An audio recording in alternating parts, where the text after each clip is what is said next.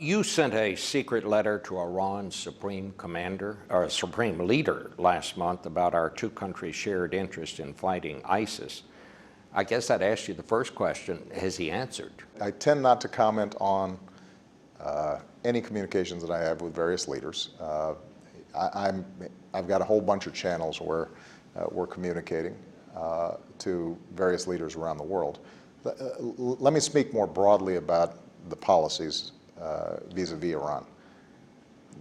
We have two big interests in Iran that are short-term, and then we've got a long-term interest. Our number one priority with respect to Iran is making sure they don't get a nuclear weapon. And because of the unprecedented sanctions that this administration put forward and mobilized the world to abide by, they got squeezed, their economy tanked, and they came to the table in a serious way for the first time in a very, very long time. We've now had significant negotiations.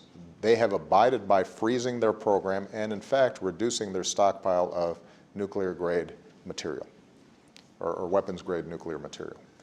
And the question now is, are we going to be able to close this final gap so that they can re-enter the international community, sanctions can be slowly reduced, and we have verifiable, Loctite assurances that they can't develop a nuclear weapon.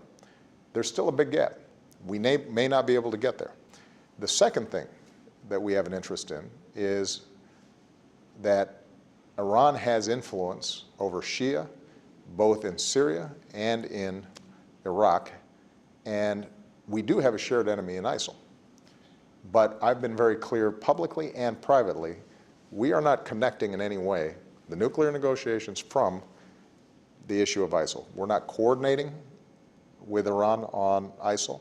There is some deconflicting in the sense that since they have some troops or militias they control in and around Baghdad, we let them know, don't mess with us. We're not here to mess with you. We're focused on our common enemy. But there's no coordination or common battle plan, and there will not be, because, and this brings me to the third issue, we still have big differences with Iran's behavior vis-a-vis our allies. Them poking and prodding at and creating unrest and sponsoring terrorism in the region, around the world, their anti-Israeli rhetoric and behavior.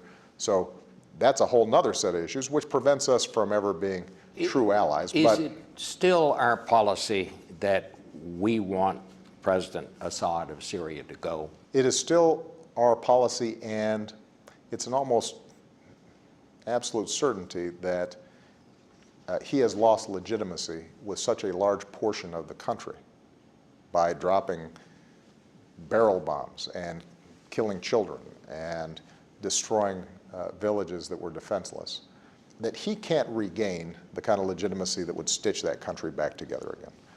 Now, obviously, our priority is to go after ISIL. And so what we have said is that we are not engaging in a military action against the Syrian regime. We are going after ISIL facilities and personnel who are using Syria as a safe haven in service of our strategy in Iraq.